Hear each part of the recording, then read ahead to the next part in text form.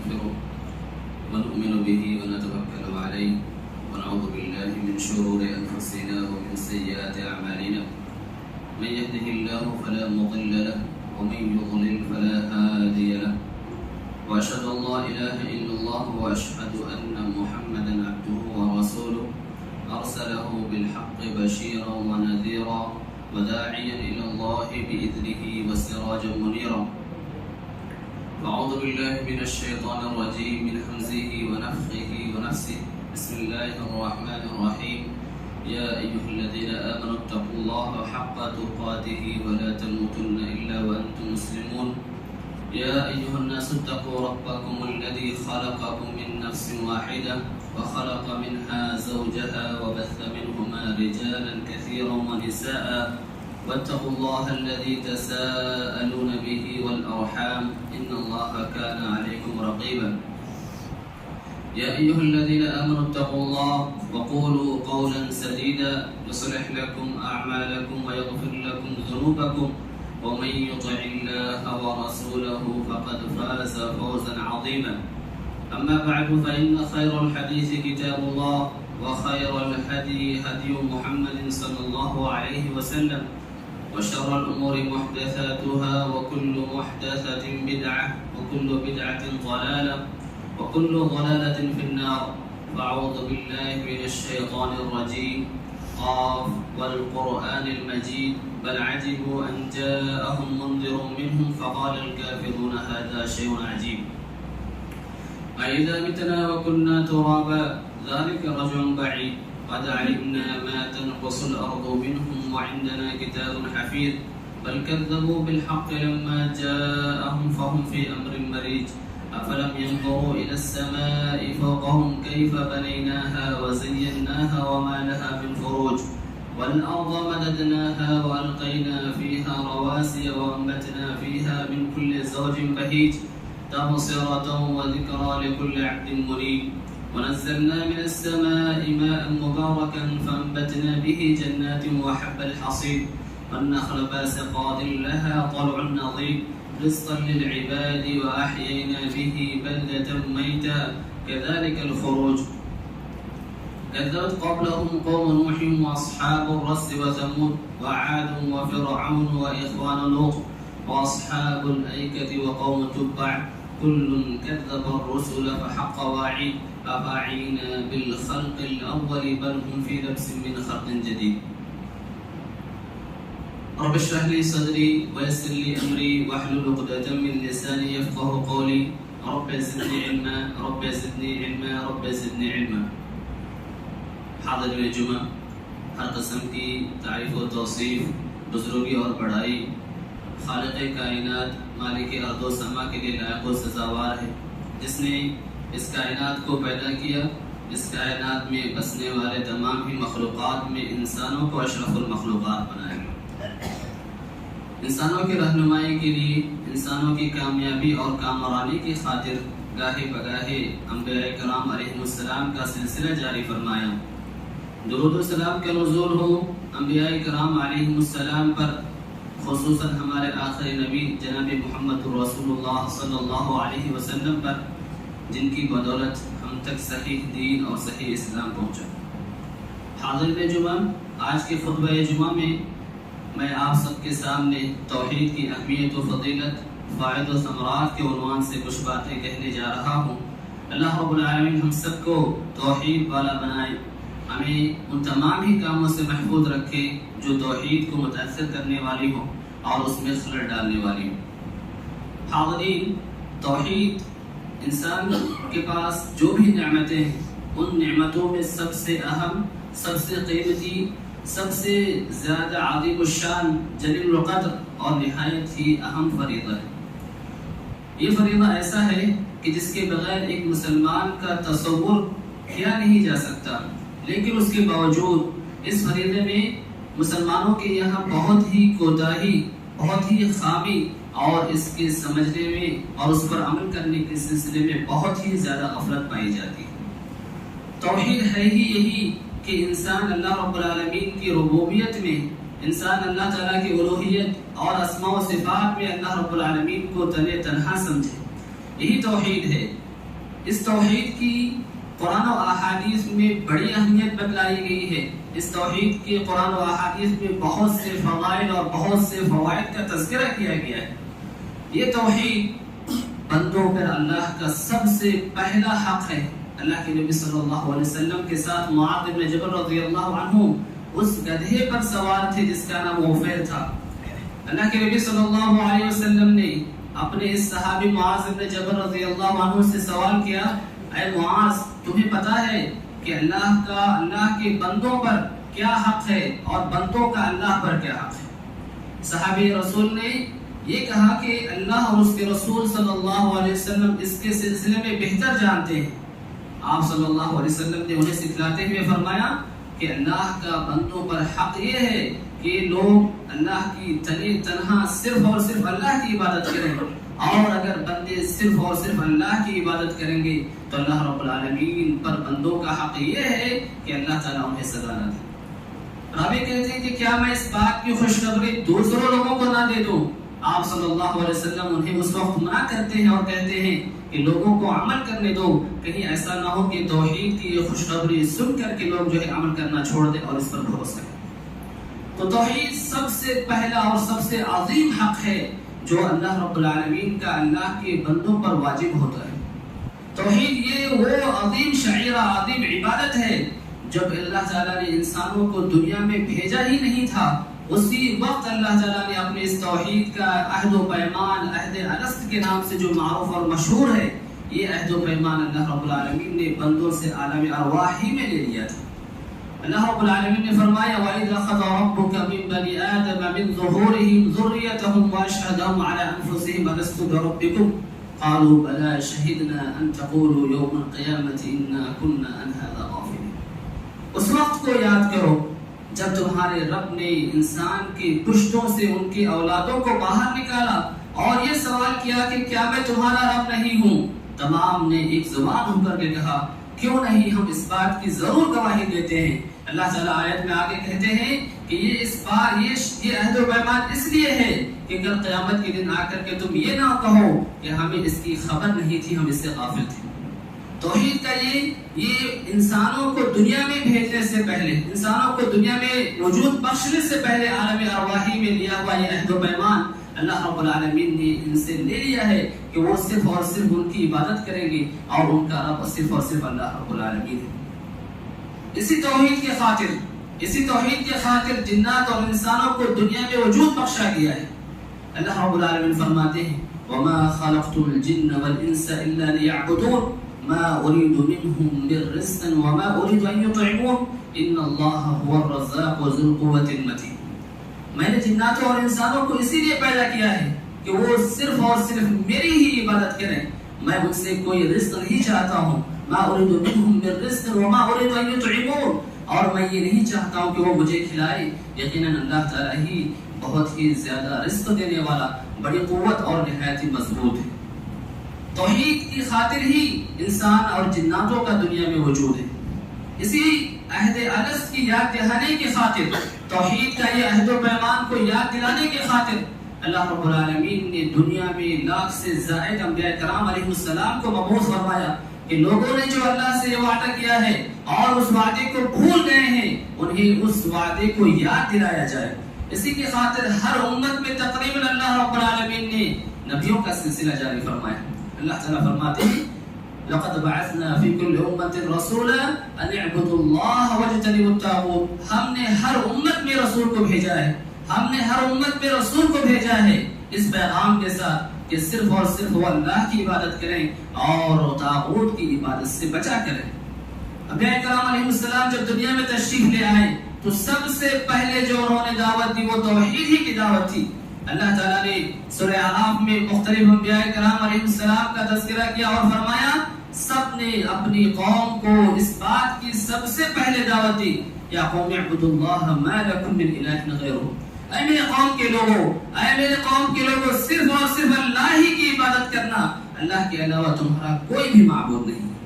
یہی جملہ، یہی بات اللہ تعالیٰ نے سورہ اعراف میں نوح علیہ السلام، صالح علیہ السلام، شعیب علیہ السلام اور ہود علیہ السلام کی زبان ذکر کیا، جس سے اس بات کا پتہ چلتا ہے کہ توحید کتنی اہم عبادت ہے کہ انبیاء کرام علیہ السلام نے اپنی دعوت کا آغاز لوگوں کو سب سے پہلے اسی توحید ہی کی دعوت دی۔ نبی کریم صلی اللہ علیہ وسلم کو جب مکہ میں نبی بنا کر مبعوث کیا گیا، آپ مکہ کی گلیوں کوچوں میں، مکہ کے بازاروں میں اسی توحید کی دعوت کو لیے ہوئے پھرتے رہتے تھے اور یہ کہتے رہتے تھے یا ایھا الناس قولوا لا الہ الا اللہ تفلحوا، لوگوں لا الہ الا اللہ کا اعتراف کر لو، لا الہ الا اللہ کا اقرار کر لو، تم کامیاب ہو جاؤ گے۔ مکی زندگی کا کل اکثر حصہ یا مکمل حصہ آپ صلی اللہ علیہ وسلم نے توحید کی دعوت میں گزار دیا۔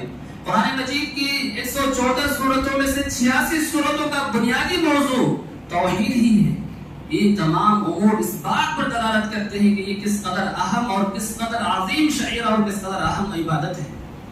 بلکہ انبیاء کرام علیہ السلام اس توحید کی دعوت میں، اس توحید کی دعوت کی خاطر موقع کو غنیمت جانا کرتے تھے۔ جہاں ان کو موقع ملا، جہاں ان کو موقع نصیب ہاتھ آیا، فوراً وہ توحید کی طرف دعوت دیتے تھے۔ یوسف علیہ السلام کے واقعے کو اس پس منظر میں دیکھیے، جیل میں ہے، دو لوگوں نے ان سے سوال کیا، اپنے خوابوں کی تعبیر جاننی چاہیے، تو وہاں پہ بھی ان کو جب موقع ملا تو سب سے پہلے اسی توحید کی دعوت کا تذکرہ ان دونوں سے کیا۔ اللہ رب العالمین نے سورہ یوسف میں فرمایا یا صاحب السجن ارباب متفرقون خیر ام اللہ الواحد القہار ما تعبدون من دونه الا اسماء سميتموها انتم واباؤكم ما انزل اللہ بها من سلطان۔ اے میرے جیل کے ساتھیوں، اے میرے جیل کے ساتھیوں، کیا متفرق رب بہتر ہیں یا تنے تنہا وہ اللہ جو بڑا ہی غالب ہے؟ تم جس کی عبادت کرتے ہو، تمہارے باپ داداؤں نے اور تم نے انہیں جو نام رکھ لیے ہیں، اللہ تعالیٰ نے اس کی کوئی دلیل نہیں اتاری ہے، کوئی دلیل نہیں اتاری ہے۔ اس پس منظر میں اس موقع کو آپ دیکھیے، جیل میں ہیں، قید خانے میں ہیں، دو آدمی اپنے خواب کی تعبیر پوچھنے آئے ہوئے ہیں، تو موقع ملا، فرصت ملی، فوراً انہیں توحید کی دعوت دی۔ بلکہ انبیاء کرام علیہ السلام مشکل سے مشکل حالات میں بھی، مشکل سے مشکل جو ہے زندگی کے آخری ایام میں بھی اس توحید کی دعوت سے ذرہ برابر بھی انہوں نے غفلت نہیں برتی۔ یہی وجہ ہے کہ انبیاء کرام علیہ السلام میں سے یعقوب علیہ السلام کا تذکرہ اللہ رب العالمین نے سورہ بقرہ میں کیا ہے، ام کنتم شہداء اذ حضر یعقوب الموت اذ قالوا لبنیہ ما تعبدون من بعدہ، کیا تم اس وقت موجود تھے جب یعقوب علیہ السلام کی موت کا وقت آ گیا؟ انہوں نے اپنے بال بچوں سے کہا کہ تم میرے بعد کس کی عبادت کرو گے؟ انہوں نے کہا قالوا نعبد الہک و الہ آبائک ابراہیم و اسماعیل و اسحاق الہ واحد ونحن له مسلمون۔ آپ کے باپ داداؤں، چاہے وہ ابراہیم علیہ السلام ہوں، چاہے وہ اسماعیل ہوں، چاہے وہ اسحاق کے معبود ہی کی ہم عبادت کریں گے اور ہم سب کے سب مطیع و فرما بردار ہیں۔ مرض الموت ہے، موت کا وقت ہے، جان کرنے کا عالم ہے، دنیا میں چند ایام ہی ان کے باقی رہ گئے ہیں، لیکن فکر کیا ہے؟ فکر اسی توحید کی دعوت کا تذکرہ ہے۔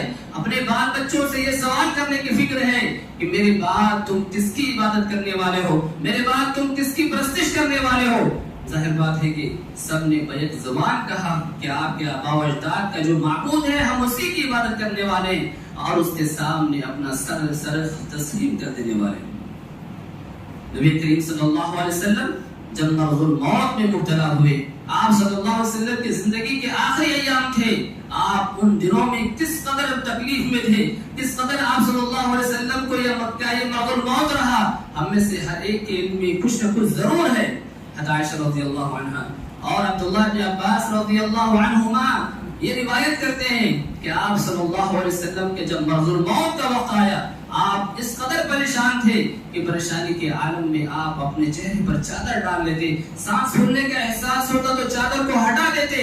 یہی کیفیت تھی، یہی حالت تھی۔ آپ نے اسی حالت میں یہ کہا لعنت اللہ علی الیہود والنصارى اتخذوا قبور انبیائہم مساجد۔ اللہ تعالیٰ کی لعنت ہو، اللہ تعالیٰ کی لعنت ہو یہود و نصارہ پر، کیونکہ انہوں نے اپنے نبیوں کی قبروں کو سجدگاہ بنا لیا ہے، توحید کے منافی کام کرنے لگ گئے ہیں۔ جانکاری کا عالم ہے، پریشانی کے یہ عالم ہے کہ آپ تکلیف سے چادر کو منہ، تکلیف کی شدت کی وجہ سے منہ پہ چادر ڈال رہے ہیں، ہٹا رہے ہیں، لیکن اس کے باوجود بھی ایسی حالت میں بھی آپ صلی اللہ علیہ وسلم کو توحید کی فکر ہے۔ لعنت اللہ علی الیہود والنصارى، یہود و نصارہ پر لعنت کی جو وجہ ہے وہ ہے قبروں کو مسجد بنا لینا، قبروں کے پاس جا کے عبادت کرنا، قبروں کو سجدہ گاہ بنا لینا۔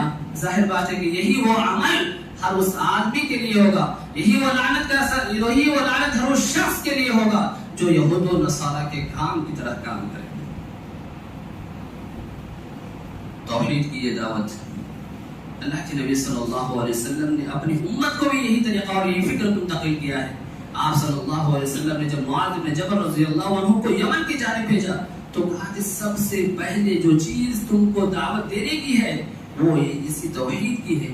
احادیث میں جملہ وارد ہے فَلْيَكُنْ أَوَّلُ مَا تَدْعُوهُمْ إِلَيْهِ شَهَادَةُ أَن لَّا إِلَٰهَ إِلَّا اللَّهُ۔ معاذ کو یہ وصیت فرمائی کہ سب سے پہلی چیز جس کی تم دعوت دینا ہے آپ کو، جس کی دعوت دینا ہے آپ کو، وہ ہے توحید کی دعوت ہے، اللہ کی اس عبادت کی دعوت دینی ہے۔ اگر وہ اس بات کو مان لیتے ہیں، توحید کو قبول کر لیتے ہیں، تب انہیں بتلانا ہے کہ ان پر 5 وقت کی نمازیں فرض ہیں، اس کو بھی مان لیتے ہیں، تب انہیں بتلانا ہے کہ ان کے اوپر جو ہے ان کے مالداروں کے اوپر صدقہ اور خیرات فرض ہے۔ توحید کی یہ دعوت ہے، توحید یہ اسلام کے ارکان میں سے سب سے پہلا اور اہم رکن ہے، اسی کے ذریعے سے کوئی بھی آدمی اسلام میں داخل ہوتا ہے۔ عبداللہ بن عمر رضی اللہ عنہما کی مشہور حدیث ہے بنی الاسلام علی 5 شہادت ان لا الہ الا اللہ و اقام الصلاۃ۔ اسلام کی بنیاد 5 اصول اور 5 ستونوں پر ہے، ان میں سب سے پہلی بنیاد اور سب سے پہلا جو ستون ہے وہ یہی کہ لا الہ الا اللہ کا اقرار اور اعتراف کرنا ہے۔ توحید کی دعوت خود اللہ تعالیٰ نے خود دی ہے، اور اس توحید کی دعوت پر اللہ تعالیٰ نے علماء کو اور فرشتوں کو گواہ بنایا ہے۔ اللہ تعالیٰ فرماتے ہیں شہد اللہ انہ لا الہ الا هو والملائکۃ واولو العلم قائما بالقسط۔ اللہ تعالیٰ اس بات کی گواہی دے رہا ہے کہ وہ تنہا حقیقت میں معبود ہے، اور اسی بات کی گواہی فرشتے اور اہل علم بھی دے رہے ہیں۔ ایمان کے شاخوں میں توحید سے بہتر اور افضل کوئی شاخ نہیں ہے۔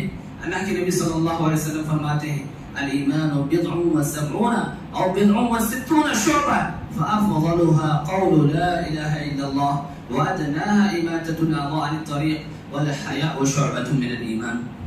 ایمان کی 70 سے زائد یا 60 سے زائد شعبے اور شاخیں ہیں، ان میں سب سے بہتر اور سب سے افضل شعبہ اگر کوئی ہے وہ تو لا الہ الا اللہ کا اقرار و اعتراف ہے، اور اس میں سب سے کم تر جو شعبہ ہے وہ راستے سے تکلیف دہ چیز کو ہٹانا ہے، اور ایمان اور حیا ایمان کے شعبوں میں سے ایک شعبہ ہے۔ توحید اگر نہ ہو تو انسان کا کوئی بھی عمل اللہ کے یہاں مقبول نہ ہو۔ اللہ تعالیٰ نے متعدد انبیاء کرام علیہ السلام کا تذکرہ کر کے فرمایا لَإِنْ أَشْرَكُوا لَحَبِطَ عَنْهُمْ مَا كَانُوا يَعْمَلُونَ۔ اگر یہ انبیاء کرام علیہ السلام جن کی مجموعی تعداد وہاں پہ 18 مذکور ہے، اگر یہ لوگ بھی اگر شرک کریں گے تو ان کے سارے اعمال ضائع اور برباد ہو جائیں گے۔ ظاہر بات ہے کہ انبیاء کرام علیہ السلام سے شرک کا صدور تو ناممکن ہے، وہ شرک کو ان کو مٹانے کی خاطر، شرک کے خلاف توحید کی دعوت دینے کے خاطر ہی آتے ہیں، لیکن اللہ نے ان کو مخاطب کر کے کہا، ان کے بارے میں کہا کہ اگر یہ لوگ بھی شرک کر جائیں تو ان کا سارا عمل ضائع اور برباد ہو جائے گا۔ ظاہر بات ہے کہ انبیاء کے علاوہ چاہے وہ ہو چاہے امت کا کوئی بھی فرد ہو، اگر موحد نہیں ہے، اس کے یہاں شرک پایا جا رہا ہے تو اس کا کوئی بھی عمل اللہ کے یہاں قابل و قبول نہیں۔ یہ سارے امور اس بات پر دلالت کرتے ہیں، یہ سارے امور اس بات کو بتلاتے ہیں کہ توحید کا معاملہ بڑا ہی حساس ہے۔ توحید نہایت ہی عظیم، نہایت ہی جلیل و قدر عبادت ہے۔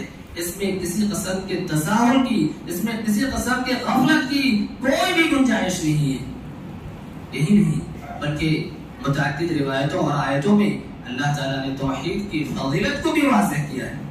اللہ تعالیٰ نے فرمایا کہ جو شخص موحد ہوگا، جو شخص توحید والا ہوگا، اسے دنیا میں بھی اور آخرت میں بھی وہ امن و امان میں ہوں گے، اطمینان و سکون میں ہوں گے۔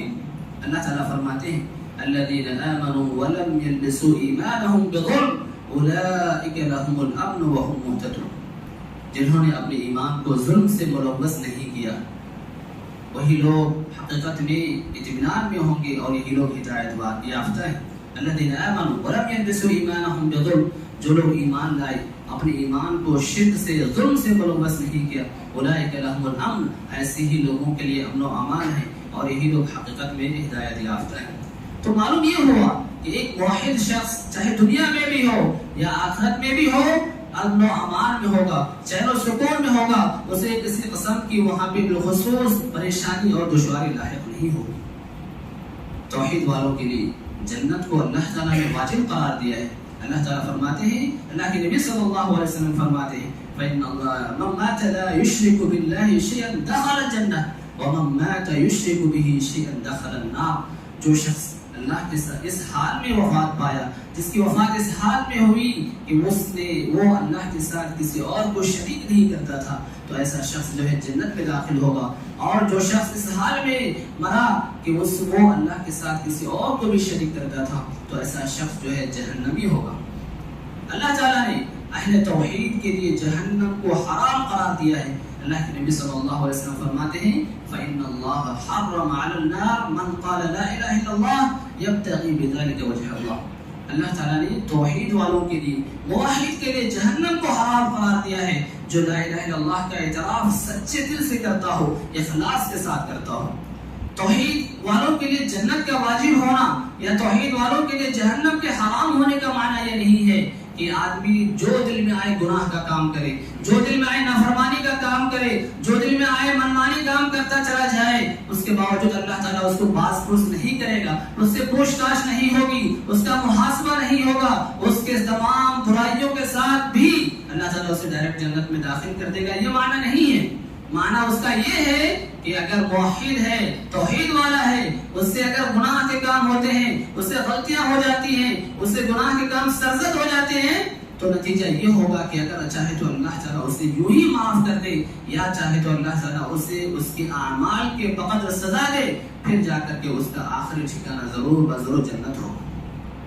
اہل توحید کے اللہ تعالیٰ گناہ کو معاف کرتا رہتا ہے. حدیث قدسی میں مشہور یہ جملہ ہے، ابن آدم انك لو اتيتني بقراب الارض خطايا ثم اتيتني لا تشرك بي شيئا لا اتيتك بقرابها مغفرة. اے آدم کی اولاد، تم میرے پاس اس حال میں آئے کہ تمہارے گناہ اتنے زیادہ ہیں کہ زمین بھر تمہارے گناہ ہیں، زمین بھر تم جو اپنے گناہ کے ساتھ تم میرے پاس آئے، تو میں اگر اور تم نے میرے ساتھ کسی کو شریک نہیں کیا تو میں تمہارے پاس زمین بھر مغفرت لے آؤں گا.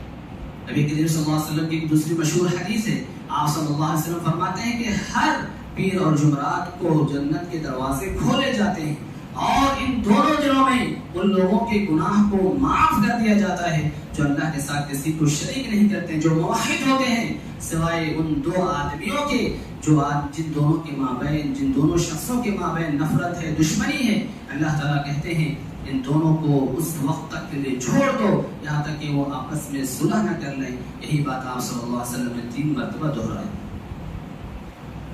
توحید والے اگر کسی کے جنازے میں شریک ہوں، ان کی تعداد 40 یا 100 تک پہنچ رہی ہو، اللہ تعالیٰ ایسے توحید والے کی سفارش اس کے سلسلے میں ضرور قائم کریں گے، ضرور قبول کریں گے. اللہ تعالیٰ فرماتے ہیں، اللہ کے نبی صلی اللہ علیہ وسلم فرماتے ہیں جو شخص بھی وفات ہو جائے، جو شخص بھی وفات پا جاتا ہے، اس کے جنازے میں 40 لوگ شریک ہوتے ہیں جو اللہ کے ساتھ کسی کو شریک نہیں کرتے، تو اللہ تعالیٰ ان کے سلسلے میں ضرور اس کی سفارش کو قبول کرے. توحید کی اہمیت کو سمجھنا ہو تو اس سے اندازہ لگائیے کہ بسا اوقات اللہ تعالیٰ اسی توحید کی وجہ سے مشرکین مکہ کو بھی جب وہ مشکلات میں پھنس جاتے تھے، سمندر میں پھنس جاتے تھے، ان کو نکلنے کی کوئی راہ نظر نہیں آتی تھی، تو وہ بھی اللہ تعالیٰ کی حقیقت میں اعتراف کرتے اور جو ہے اللہ کی ربوبیت کا اعتراف کرتے کرتے یہ وعدہ کرتے کہ ہم جو ہے تیرے ساتھ شریک نہیں کریں گے. اللہ تعالیٰ انہیں جو ہے اس بھور سے نکالتا، اس پریشانی سے نکالتا. توحید کو سمجھنے کے لیے وہ واقعہ بہت ہی اہم ہے جس کا ذکر اللہ کے نبی صلی اللہ علیہ وسلم نے فرمایا ہے، جو حدیث البطاقہ کے نام سے مشہور اور معروف ہے. اللہ کے نبی صلی اللہ علیہ وسلم نے فرمایا قیامت کے دن ایک شخص کو لایا جائے گا جس کے گناہوں کے 99 دفتر ہوں گے اور دفتر اس کی تحت نگاہ کو پھیلے ہوئے ہوں گے. بندہ ان گناہوں کے دفتر کو دیکھ کے ڈر جائے گا، گھبرا جائے گا، اللہ تعالیٰ اس سے سوال کریں گے کیا تمہارے پاس کوئی نیکی ہے؟ کیا میرے فرشتوں نے تمہارے اوپر ظلم و زیادتی کی ہے؟ تمام کا جواب وہ نفی میں دے گا، تو کہے گا کہ میرے پاس ضرور تمہاری ایک نیکی ہے جو پر کوئی ظلم و زیادتی نہیں کی جائے گی۔ ایک بطاقہ نکالا جائے گا جس میں لا الہ الا اللہ محمد رسول اللہ لکھا ہوا ہوگا۔ بندہ کہے گا یار ان دفتروں کے مقابلے میں، ان اتنے بڑے بڑے دفتروں کے مقابلے میں اس چھوٹے سے بطاقہ کے، اس چھوٹے سے پیپر کی کیا حیثیت ہے؟ اللہ رب العالمین کہے گا تمہارے اوپر ظلم نہیں کیا جائے گا، تم وزن کے پاس موجود رہو۔ ان تمام دفتروں کا اور اس بطاقے کا وزن کیا جائے گا۔ اللہ کے نام کے ساتھ کوئی بھی چیز وزنی ہرگز نہیں ہو سکتی ہے۔ یہ بطاقہ ان تمام ہی دفتروں پہ بھاری پڑ جائے گا اور جو ہے سارے کے سارے دفتر ہلکے ہو جائیں گے۔ یہ ہے توحید، یہ ہے توحید۔ لیکن اس کے باوجود آج مسلمانوں کی اکثریت، مسلمانوں میں بہت سے لوگ ایسے ہیں جو اس کی اہمیت کو سمجھنے کے بجائے مختلف قسم کے شرکیہ اعمال میں ملوث ہیں، مختلف قسم کے شرکیہ اعمال انجام دیتے ہیں، چاہے وہ اعمال شرک اصغر کی قسم سے ہو یا شرک اکبر کی قسم سے ہو۔ انہوں نے توحید کو سمجھا ہی نہیں ہے، انہوں نے توحید کی حقیقت کو معلوم ہی نہیں کیا ہے، توحید کو سیکھا ہی نہیں ہے۔ آپ مختلف قسم کے ایسے جملے مختلف لوگوں سے سنتے رہیں گے جو توحید کے منافی ہیں، ایسے اعمال آپ ہم میں سے ہر شخص دیکھتا رہتا ہے، سنتا رہتا ہے جو توحید کے منافی ہے۔ توحید کے منافی کاموں کو اگر دیکھنا ہو تو آپ جا کر کے بڑے قبرستان میں دیکھیے، جمعہ کے دن دیکھیے کہ کیسے وہاں قبر کے سامنے لوگ بیٹھ کر کے دعائیں کرتے ہیں۔ اللہ رب العالمین کے حضور اگر وہ مسجد میں بیٹھ کر کے دعا کریں تو اس کیفیت کے ساتھ کبھی دعا نہ کر پائیں جس کیفیت کے ساتھ وہ قبر کے سامنے بیٹھ کر کے دعائیں کرتا ہے۔ چاہے وہ لوگ ہوں یا ایسے لوگ بھی ہوں جن کی زندگی جو اپنے آپ کو نہایت ہی اچھے کہتے ہیں، پکا سچا مسلمان کہتے ہیں، لیکن مختلف قسم کے شرک اصغر کے اعمال ان سے انجام ہوتے رہتے ہیں، اور اللہ کی پناہ شرک اکبر کا صدور اگر ہو جائے تو وہ حقیقت میں مسلمان نہیں رہتا۔ ضرورت اس بات یہ ہے کہ ہم خود توحید کو سمجھیں، ہم خود توحید کو سمجھیں، اس پر اپنے عمل کریں اور ان تمام لوگوں کو توحید پر عمل کرنے کی ترغیب دلائیں جو توحید سے بھٹکے ہوئے ہیں، جنہوں نے توحید کو سمجھا نہیں ہے۔ یہی توحید کی نعمت ملنے کا تقاضا ہے کہ ہم اس نعمت کا شکر ادا کریں اور ان تمام لوگوں کو جو اس راستے سے بھٹک گئے ہیں انہیں بھی توحید سمجھانے کی کوشش کریں، انہیں بھی اس راستے پر آنے کی دعوت دیں۔ اللہ رب العالمین سے دعا ہے کہ اللہ تعالی ہمیں حقیقت میں توحید والا بنائے اور ہمیں ہر قسم کے اعمال سے دور رکھے جو توحید کے منافی ہو۔ آمین۔ سبحان ربک رب العزت